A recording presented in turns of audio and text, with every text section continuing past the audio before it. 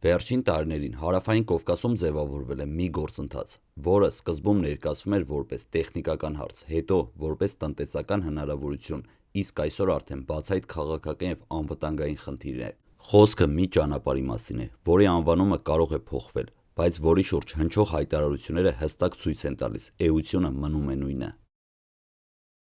Երբ Ադրբեջանի նախագահը հայտարարում է, որ ինչ անուն էլ տրվի այդ ճանապարհին, այն միևնույն է իրականացվելու է, սա սովորական քաղաքական ինքնավստահություն չէ, սա ուղերձ է։ Ուղերձ այն մասին, որ այդ հարցերը Բաքվում այլևս չի դիտարկվում որպես քննարկման ենթակա թեմա, այլ որպես արդեն ընդունված որոշում։ Այդպիսի հայտարարությունները պատահական չեն հնչում, դրանք հնչում են այն պահին, երբ պետք է ձևավորել անխուսափելիության մթնոլորտ, երբ հասարակություններին, քաղաքական շրջանակներին և նույնիսկ միջազգային դերակատարներին աստիճանաբար համոզում են, որ տվյալ տարբերակը պարզապես գոյություն չունի, բայց քաղաքական պատմությունը բազմիցս ցույց է տվել, որ այլընտրանք չկա ձևակերպումը ճնշման ամենահին մեխանիզմներից մեկն է։ Այս թեմայի շուրջ ամենակարևոր դրվագներից մեկը այն է, որ անվան շուրջ բանավեճը դարձել է երկրորդական, երբ ասվում է՝ կարող է կոչվել այլ կերպ, բայց էությունը չի փոխվում, դա փաստացի խոստովանություն է։ Եթե էությունը չի փոխվում, ապա հարցը պարզ է՝ ո՞րն է այդ էությունը։ Ճանապարհը դասական իմաստով ենթադրում է պետության լիարժեք վերահսկողություն, իրավական, անվտանգային, մաքսային, իսկ մրցակցային տարբերությունը ենթադրում է սահմանափակ կամ ձևական վերահսկողություն, երբ պետությունը փաստացի զրկվում է իր տարածքի նկատմամբ ամբողջական իշխանությունից։ Եվ հենց այստեղ է առաջանում հիմնական հակասությունը, որքան էլ նախագիծը ներկայացվի որպես տնտեսական հնարավորություն, իրական վեճը վերաբերվում է ոչ թե բեռնափոխադրմանը, այլ սուվերենությանը։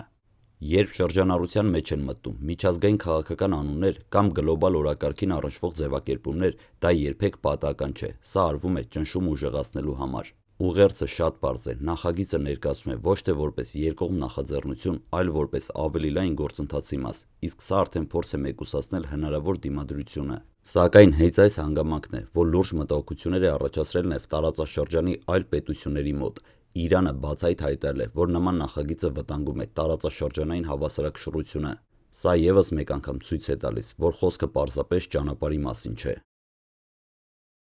Հայաստանի ներսում այս թեման ներկայացվում է հակասական ձևով։ Մի կողմից խոսվում է վերահսկողության պահպանման մասին, մյուս կողմից հնչում են ձևակերպումներ, որոնք ակամայից հաստատում են այդ վերահսկողության սահմանափակ լինելը։ Երբ ասվում է, որ վերահսկողությունը կիրականացվի տեխնոլոգիաներով, ոչ թե մարդկանց միջոցով, հարցը չի լուծվում։ Քաղաքականության մեջ տեխնոլոգիան երբեք չի փոխարինում սուբյեկտին։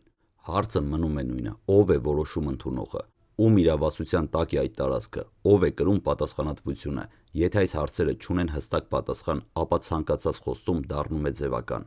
Ադրբեջանի նախագահի կողմից օգտագործված ինքնասպանություն բառը դիվանագիտական լեզվով չափազանց ծանր ձևակերպում է։ Նման բառերը չեն օգտագործվում հռետորաբանության համար։ Սա միաժամանակ սպառնալիք է և հոգեբանական ճնշում։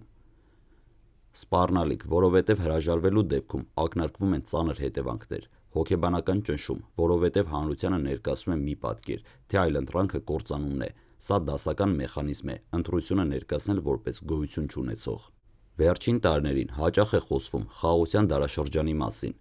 սակայն քաղաքական վերլուծության մեջ կարևոր է տարբերակել իրական խաղաղությունն ու դրա իմիտացիան։ Իմիտացիան այն վիճակն է, երբ խնդիրները չեն լուծվում, այլ ժամանակավորապես ծածկվում են հայտարարություններով, և հենց այդ ծածկույթն է դառնում ճնշման լծակ։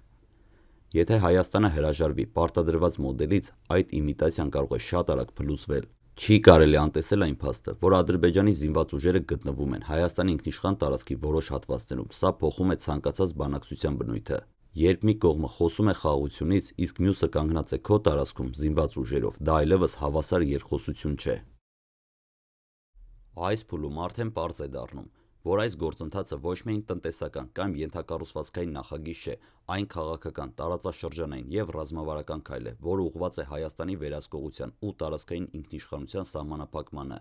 Երբ մի կողմը հայտարարում է Հայաստանի մասնակցությունը պարտադիր է, իսկ հրաժարվելը ինքնասպանության հավասար է, դա արդեն բացահայտ սպառնալիք է։ Սա ոչ միայն խոսքեր են, սա քաղաքական ուղերձ է, որը փորձ է ստեղծել հասարակության և իշխանությունների համար հոգեբանական ճնշման մթնոլորտ։ Սա դասական մարտավարություն է, առաջինը ստեղծվում է անխուսափելիության տպավորությունը, հետո հանրությանը աստիճանաբար համոզում են, որ ցանկացած դիմադրություն անիմաստ է։ Խոսակցությունները ճանապարհի տնտեսական օգուտների մասին, ներդրումներ, առևտուր, հաղորդակցություն երբեմն օգտագործվում են որպես ծածկույթ, ճնշումը ավելի ընդունելի դարձնելու համար, սակայն այստեղ մի կարևոր նրբություն կա։ Տնտեսական օգուտները, նույնիսկ եթե իրականանան, ժամանակավոր են, իսկ քաղաքական ու անվտանգային զիջումները երկարաժամկետ։ Եթե պետությունը սկսում է անվտանգության ու սուվերենության հարցերը փոխանակել տնտեսության հետ, վաղ թե ուշ կանգնում է շատ ավելի ծանր պահանջների առաջ։ Այսպիսի առաջխաղացումը կարող է տանել դեպի կարգավիճակի աստիճանական կորուստ, երբ սահմանները, որոշումների իրավունքը եւ վերահսկողությունը դառնում են հարաբերական։ Միջազգային դերակատարների անտարբերությունը կամ լռությունը հաճախ ընկալվում է որպես համաձայնություն, բայց սա իրականում վտանգավոր տենդենց է։ Միջազգային քաղաքականությունը առաջնորդվում է շահերով, ոչ թե բարոյականությամբ։ Եթե տվյալ պահին որևէ երկիր չի միջամտում, դա չի նշանակում, որ վտանգը վերացել է, դա նշանակում է, որ պետությունը ինքնուրույն պետք է կազմակերպի իր անվտանգությունը եւ վերահսկողությունը։ Հայաստանի տարածքում ներկայում գործում են Ադրբեջանի զինված ուժերը, եւ սա լուրջ ռազմավարական խնդիր է։ Երբ կողմերից մեկը վերահսկում է քո տարածքը, իսկ մյուսը խոսում է խաղաղությունից, հավասար երկխոսություն չկա։ Այս իրավիճակը հանգեցնում է երկու հետևանքների։ Խաղաղության խոսքերը դառնում են քաղաքական գործիք, ոչ իրականություն։ Երկրորդը դիտարկվում է որպես ճնշման լծակ բանակցությունների սեղանին։ Սա բացահայտ պահ է, երբ Հայաստանը կանգնած է ճնշման առաջ, ռազմական, քաղաքական եւ հոգեբանականը միաժամանակ։ Այս գործընթացում հասարակության դերը վճռորոշ է։ Եթե հանրությունը չի պահանջում հստակություն եւ պատասխանատվություն, որոշումները կայացվում են փակ ռեժիմով, ինչը մեծացնում է ապակողմնորոշման վտանգը։ Լռությունը կամ անգործությունը հաճախ ընկալվում է որպես համաձայնություն, եւ հենց սա այն բացասական դրսևորումը, որի արդյունքում պետական որոշումները կարող են դառնալ մեկ կողմի ազդեցության տակ։ Սահմանը այնտեղ է, որտեղ կանգնած են զորքերը ձևակերպումը, որը վերջին տարիներին կիրառվում է, վտանգավոր է։ Եթե սահմանները ճանաչված չեն, դրանք հեշտությամբ վերաձևավորվում են նոր քաղաքական օրակարգերի եւ ուժի կիրառման միջոցով։ Այսպիսի մոտեցումը հիմք է տալիս նոր պահանջների առաջացմանը, շարունակականորեն փոփոխվում նոր իրականություն ձևավորելու համար։ Ադրբեջանը ակտիվորեն առաջ է մղում Արևմտյան Ադրբեջան գաղափարը, որը ոչ միայն տարածաշրջանային պատմական տարածքների մասին է, այլև քաղաքական նարատիվ, որը նպատակ ունի հայկական պետականությունը սեղմել ու սահմանափակել։ Տեղանունների փոփոխություն, պատմական մեկնաբանությունների վերաձևակերպում, միջազգային հարթակներում այս թեզի շրջանառություն բաղկացած է մեկ ռազմավարական շղթայից։ Երբ այս գաղափարը զուգորդվում է վերահսկողությունից դուրս գտնվող ճանապարհի նախագծի հետ, ստացվում է չափազանց վտանգավոր քաղաքական ու ռազմավարական համադրություն։ Այս պահին ամենակարևոր հարցը սա է. ինչպես կհասկանա հասարակությունը, որի զիջումները, խոստումները կամ նախագծերը երկարաժամկետ վտանգ են պարունակում։ Եթե հասարակությունը լռում է, իշխանությունները ենթարկվում են արտաքին ճնշման։ Եթե հստակ հարցադրումներն ու պահանջները հնչում են, պետությունը կարող է ունենալ ավելի ուժեղ դիրք։ Այս իրավիճակում պատասխանատվությունը ոչ միայն իշխանությունների վրա է, այլև ամբողջ հասարակության։ Այս պահին մենք կանգնած ենք մի հիմնարար ընտրության առաջ։ Հայաստանը լինելու է իր ապագայի որոշումների սուբյեկտ, թե կրկին հայտնվելու է պարտադրված իրականության առաջ։ Այստեղ հարցը միայն ճանապարհը չէ, այն վերաբերվում է մեր սուվերենությանը, մեր անվտանգության ապագային եւ մեր երկրի միջազգային դիրքին։ Հասարակությունը պետք է գիտակցի, որ լռությունը չի փրկում, լռությունը միայն ուժեղացնում է ճնշումը։ Եթե մենք չենք մասնակցում գործընթացներին, չենք պահանջում հստակություն, չենք վերահսկում բանակցությունները, ապա վերջին հաշվով Հայաստանը կկորցնի այն որոշման իրավունքը, որը վաղուց իր ձեռքում պետք է լիներ։